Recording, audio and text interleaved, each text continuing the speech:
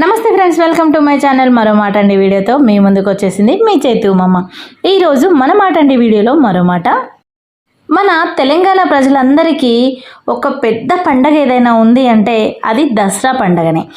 ఆడబిడ్డలందరూ సంతోషంగా బతుకమ్మ పండుగని చేసుకుంటారు. బతుకమ్మ పండగ అంటేనే రంగురంగుల పూలతో బతుకమ్మలు చేయడం, అలాగే ఆడపడుచులు అందంగా తయారయ్యి రంగురంగు పూలతో బతుకమ్మను పేర్చుకొని మన ఇంటి ముందు ఒక 5 చుట్లు తిరిగి తర్వాత మన వాడలో కానీ గుడి దగ్గర కానీ వెళ్ళి మనం మంచిగా అందరితో కలిసి ఆడుకునే పండగ. చాలా సరదాగా సంతోషంగా అందరూ ఆడుకుంటూ ఉంటాం. ఇది అందరికీ తెలిసిన విషయమే. పండగ వస్తుందంటే ముందుగా అందరం చేసే పని షాపింగ్ చేయడం. ఎవరి స్తోమతకు తగ్గట్టు వాళ్ళు బట్టలు కొనుక్కుంటూ ఉంటాం. అయితే ఇక్కడ ఒక కుటుంబం దసరా పండగ రోజు అంటే దసరాకి చేసిన షాపింగ్ వల్ల వాళ్ళ ఇంట్లో ఒక పెద్ద అల్లజడే అయింది. అల్లజడే కాదండి, ఒక నిండు ప్రాణాన్నే కోల్పోయింది. అదేందో ఈరోజు మన మాటండిలో చెప్పుకుందాం. వచ్చేయండి మరి మన మాటండి వీడియోకి. పండగ వల్ల ఇంట్లోల వల్ల అనడం కన్నా ఇరుగుంటోళ్ళు పొరుగింటోళ్ళు అనడం మాత్రం కరెక్ట్గా సెట్ అవుతుందేమో అని నాకు అనిపిస్తుంది. అందరిలాగానే శ్రీనివాస్ తన వైఫ్ జ్యోతిని తీసుకొని షాపింగ్కి వెళ్ళాడు. మామూలుగా వాళ్ళ స్తోమతకు తగ్గట్టు బట్టలు కొనుక్కొని వచ్చేశారు. జ్యోతి కొంచెం ఫీల్ అవుతూనే ఉన్నది, ఎందుకంటే శ్రీనివాస్ తీసుకున్న బట్టలు నచ్చలేదు. శ్రీనివాసు ఏదో ప్రేమతో నచ్చ చెప్పాడు భార్యకి. ఇంటికి వచ్చిన తర్వాత అమ్మలక్కలు ముచ్చట పెడుతుంటే మన శ్రీనివాస్ భార్య కూడా పోయి అక్కడ ముచ్చట్లు పెట్టడం స్టార్ట్ చేసింది. ఇక ఊరుకుంటారా మన ఆడోళ్ళు? ఎక్కడికి పోయారు, ఏం కొనుక్కున్నావు, ఏంటి, ఎంత పెట్టావు అన్నీ ఆరాధీశారు. ఇంకో పెద్ద మైనస్ ఏంటంటే మన ఆడోళ్ళ దగ్గర ఏమైనా కొనుక్కుంటే నలుగురికి చూపియంది ప్రాణమాగదు అని అంటారు. అట్లనే శ్రీనివాస్ భార్య కూడా ఇంకా ప్రాణం ఆగాక ఆమె ఏమేమి కొనుక్కున్నదో తీసుకెళ్ళి వాళ్ళకి చూపించడం జరిగింది.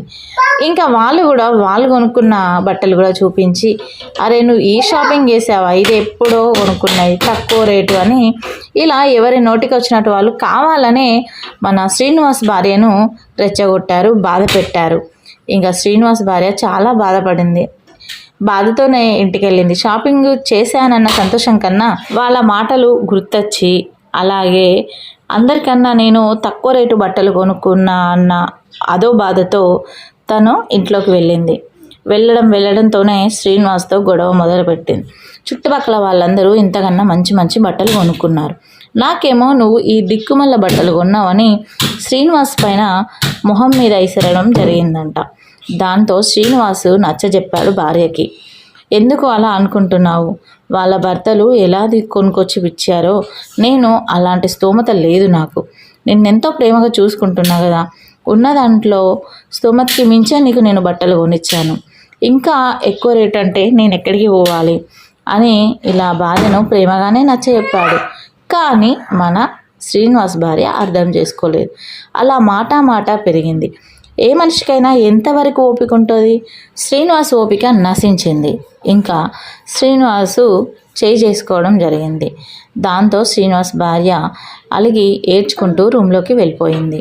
శ్రీనివాస్ కూడా ఇంట్లో ఉంటే గొడవ ఎక్కువ అవుతుందని బయటకు వెళ్ళిపోయాడు. శ్రీనివాస్ పిల్లల్ని ఆల్రెడీ సెలవుల కోసం అని ఊరు పంపించారు. ఇంకా శ్రీనివాస్ భార్య ఉండడం జరిగింది. శ్రీనివాసు మెల్లిగా 1 గంట 2 గంటల తర్వాత ఇంటికి వచ్చాడు. అయినా కానీ భార్య కనిపించలేదు. రూమ్ తలుపులు తీసిలేవు. సరే పడుకుందేమో అని ఇంకా కాసేపు వెయిట్ చేశాడు. అలా శ్రీనివాస్ వచ్చి కూడా 1 గంట అయిపోయింది.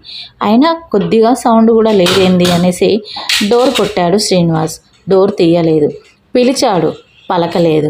ఇంకా కొంచెం టెన్షన్ ఎక్కువ అనిపించి డోర్ పగలగొట్టడానికి ట్రై చేశాడు, కానీ శ్రీనివాస్తో కాలేదు.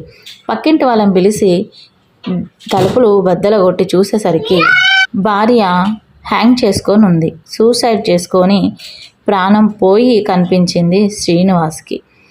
ఆఫ్టర్ ఆల్ ఒక చీర మనిషి ప్రాణం తీసింది. నిజం చెప్పాలంటే చీర అనే కన్నా ఎదుట వాళ్ళు పక్కింటి వాళ్ళే తన ప్రాణం తీశారు అనుకోవచ్చు. ఎప్పుడైనా ఒకటి గుర్తుపెట్టుకోవాలి, మనం ఎవరు ఏది కొనుక్కున్నా వాళ్ళ స్తోమతకు తగ్గట్టు అది రూపాయే కానీ 2 రూపాయలే కానివ్వండి, మనం వాళ్ళకి బాలేదు అని చెప్పద్దు. ఎప్పుడు కూడా వాళ్ళకి నచ్చి తీసుకున్నారా, వాళ్ళ స్తోమతకు తగ్గట్టు తీసుకున్నారా అనే విషయం మనకు తెలియదు.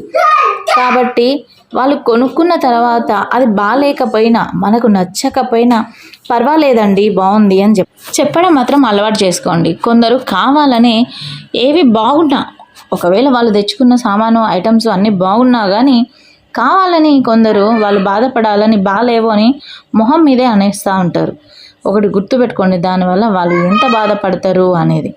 ఇంకొకటి, ఏవైనా గొడవలు జరిగినప్పుడు ఇంట్లో వాళ్ళు కూడా భార్యలతో గొడవ అయితే భర్తలు బయటికి వెళ్ళిపోతారు. అలా నేనుంటే మాట పెరిగి గొడవ ఎక్కువ అవుతుంది అని ఆలోచిస్తారేమో కానీ ఒకవేళ భర్త గొడవ పెట్టుకొని బయటికి వెళ్ళిపోతే భార్య ఎలా ఆలోచిస్తుందో ఏమో తెలియదు.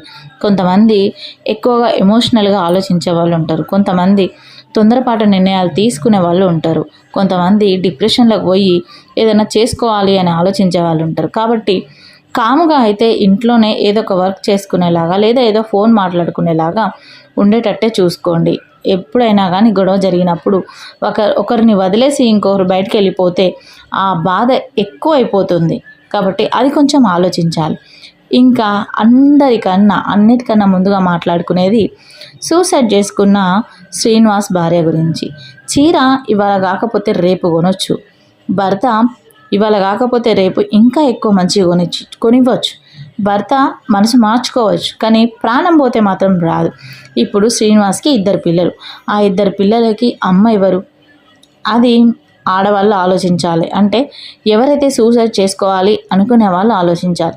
మనం పోతాం కానీ మనం పుట్టినందుకు లాభం లేదు, మనం పెరిగినందుకు లాభం లేదు, మనం బ్రతికినందుకు లాభం లేదు, ఇన్ని సంవత్సరాలు ఇన్ని రోజులు కష్టపడ్డందుకు లాభం లేదు. ఎందుకంటే నువ్వేంటో నువ్వు నిరూపించుకోకముందే నువ్వు చనిపోతే అది ఏమి అంటారు అందరూ జనాలు? తొందరపడి చనిపోయింది అంటారు తప్పితే ఇంకా ఏదీ లేదు. జనాలు ఏందండి, బ్రతుకున్నంత కాలం అట్లా బతుకుతుంది ఇట్లా బతుకుతుంది అంటారు, చచ్చిపోయిన తర్వాత అయ్యో ఇట్లా చిన్నవాటికే చచ్చిపోతుందా అని అంటారు. కాబట్టి జనాల మాటల గురించి మనం పట్టించుకోదు, మన కోసం మాత్రమే బ్రతకాలి, మనం మాత్రమే ఇష్టపడాలి. నీ భర్త ప్రేమతో తెచ్చిచ్చినప్పుడు చీర నీకు కొనిచ్చినప్పుడు అది నువ్వు ప్రేమతో దాన్ని స్వీకరించి వాళ్ళకి ప్రేమతో సమాధానం చెప్పాల్సిన అవసరం లేదు.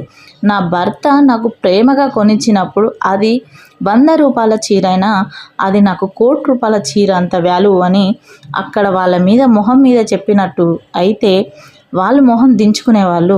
ఇక్కడ శ్రీనివాస్ భార్య బ్రతికేది. చాలామంది ఏదైనా కష్టాలు వచ్చినప్పుడు సూసైడ్ చేసుకొని చచ్చిపోతే పీడా పోతుంది అనుకుంటారు, కానీ మనం చచ్చిపోయిన తర్వాతనే లోకులు కాకులై మనల్ని పొడుస్తూ ఉంటారు. మన చావుకు కూడా ఒక అర్థం ఉండదు.